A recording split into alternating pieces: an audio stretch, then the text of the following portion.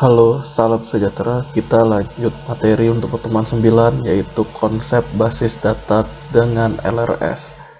Nah, di sini sebagai flashback, kita sudah punya tabel yang namanya tabel dosen untuk tabel master, tabel mahasiswa sama untuk tabel master, dan tabel mata kuliah master juga.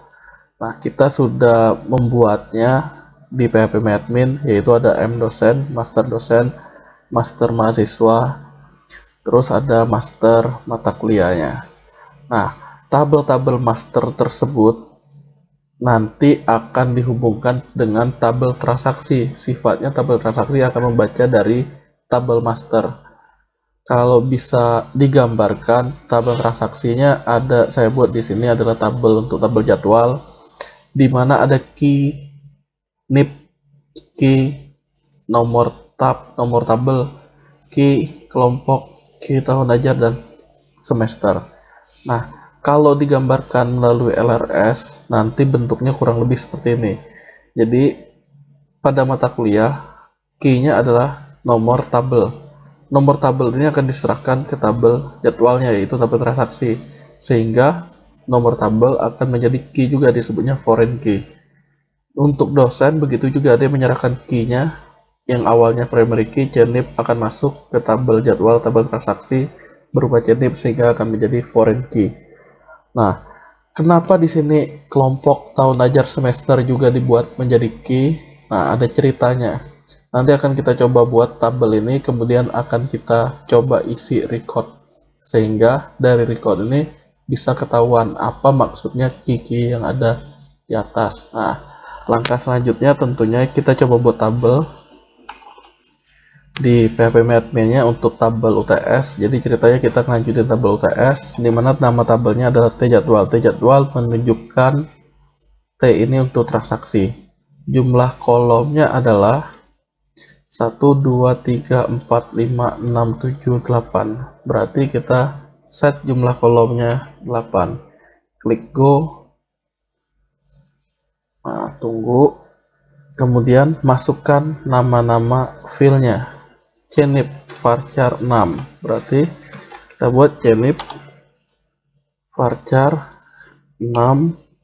Kemudian ada cnotab varchar 5. Cnotab varchar 5. Ada lagi yang namanya C kelompok.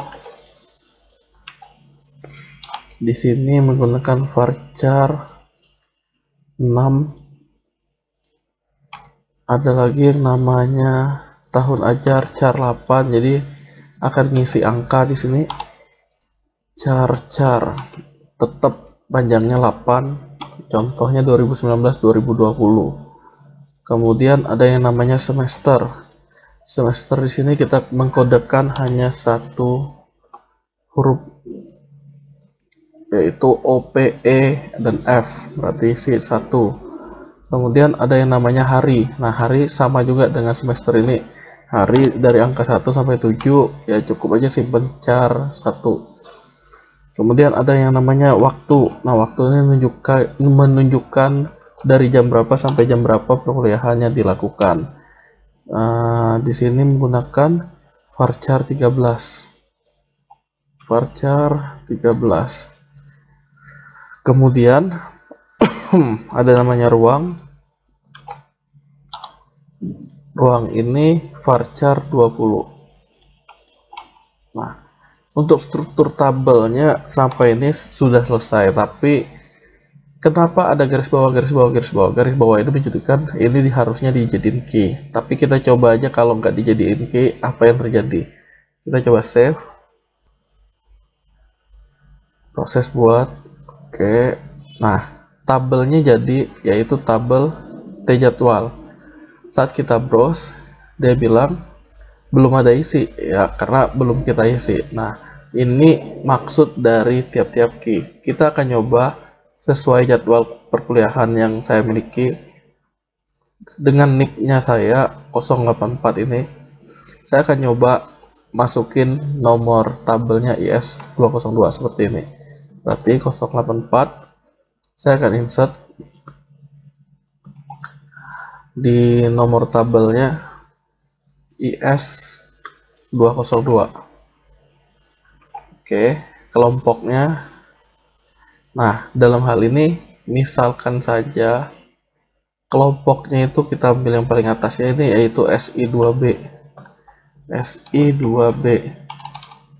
SI2B tahun ajar 2019-2020, semesternya E untuk semester genap, harinya hari Senin yaitu 1, waktunya 13.00 sampai dengan 15.30. Ruangnya di lab 4. Kemudian kita go. Nah, ini akan menyimpan sebanyak 1 record, tapi ingat kita belum ada menentukan key. Nah, kita coba input kembali 084 dengan nomor tabel yang lainnya, IS02 sama kelompoknya yang beda, yaitu SI2A. Di sini SI2A tahun ajarnya sama, semesternya sama, harinya adalah hari Selasa, yaitu 2. Waktunya sama kebetulan 13.00 sampai 15.30. Ruangnya di lab 3. Lab 3 atau berapa deh? Berapa tadi? Di lab 2. Oke, kita go. Nah, hasilnya dia akan tetap bisa nyimpan, tapi jangan lupa deh di PVMadmin seperti yang kita kasih di tabel yang lain, jika kita browse ada edit, ada copy, ada delete. Sedangkan di tabel transaksi untuk jadwal sudah tidak ada icon-icon itu. Apa artinya? Key itu penting untuk dicek, misalnya NIP-nya sama dengan apa. Jadi kalau ada perubahan data terhadap CRUD-nya, ya kita bisa menggunakannya. Nah, kita coba lanjut. Sekarang gini, kalau nggak ditentuin key, contoh, jika hanya NIP yang ditentukan menjadi key, yaitu primary-nya, apa yang akan terjadi? Dia bilang duplicate entry, karena jelas di sini saya recordnya udah ada 2. Nanti sebenarnya ada 4 di tahun ajaran dan semester ini. Sehingga apa? Nggak mungkin kalau key-nya cuma hanya NIP. Oke, sama nomor tabelnya atau kode mata kuliah. Kode mata kuliahnya IS 202 sama kayak gini. Kalau saya ada di tahun ajaran dan semester yang sama dengan kode yang berbeda, nah seperti ini 02, 03 akan tersimpan. Tapi kalau udah sama, dia akan menolak. Sehingga nggak mungkin 2 ini menjadi key. Berarti salah satu trik berikutnya apa? Kelompok. Oke, kelompok saya ikut jadiin key. Kita lihat kelompok di sini kebetulan saya tidak ada yang sama, tapi di tahun sebelumnya saya pernah ngajar kelompok yang sama, yaitu untuk komputer dan masyarakat, juga untuk rekayasa web. Sehingga kelompok juga nggak bisa cuma 3 ini kita jadiin key. Sehingga perlu ngapain ya? Menurut saya harusnya lengkap, karena bisa jadi kitanya, dosennya, nomor tabel sama kelompok itu bisa sama di tahun ajaran dan semester lain, sehingga tahun ajaran dan semester pun perlu dijadiin key. Nah, kalau kita lihat di sini ada 5 atribut atau field yang dihitamin, yaitu artinya yang menjadi key, sehingga kita perlu menjadikan dia primary. Ya, kita merancang database tujuannya untuk bisa digunakan untuk kemudian hari atau untuk jangka waktu yang panjang. Nah, ini baru 2 record. Saya akan isi record selanjutnya, yaitu IS203 SI4J. Nah, coba kita isi. Tetap sama 84, bedanya mata kuliahnya. Kelompoknya SI4J, tahun ajaran, semester, tahun ajaran 2019-2020, semesternya tetap genap, harinya hari Rabu 3, waktunya 19 sampai 21.00, ruangnya lab 3. Di go. Dan satu lagi biar cepat kita bisa ngentry-nya dari sini, SI4K,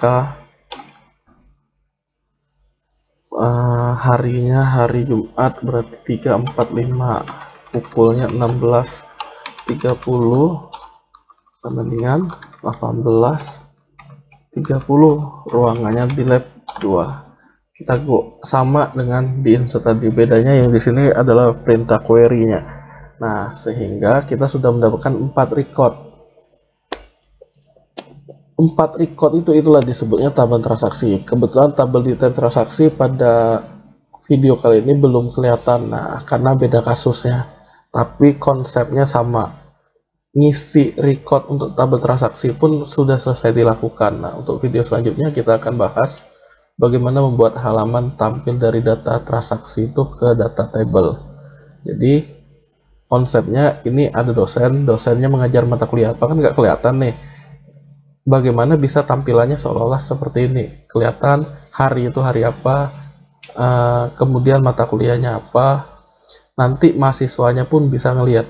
Oke, berarti di video selanjutnya kita akan bahas bagaimana seorang dosen yang akan login ke web ini. Nah, dia akan melihat ada menu baru namanya transaksi, kemudian ada namanya jadwal.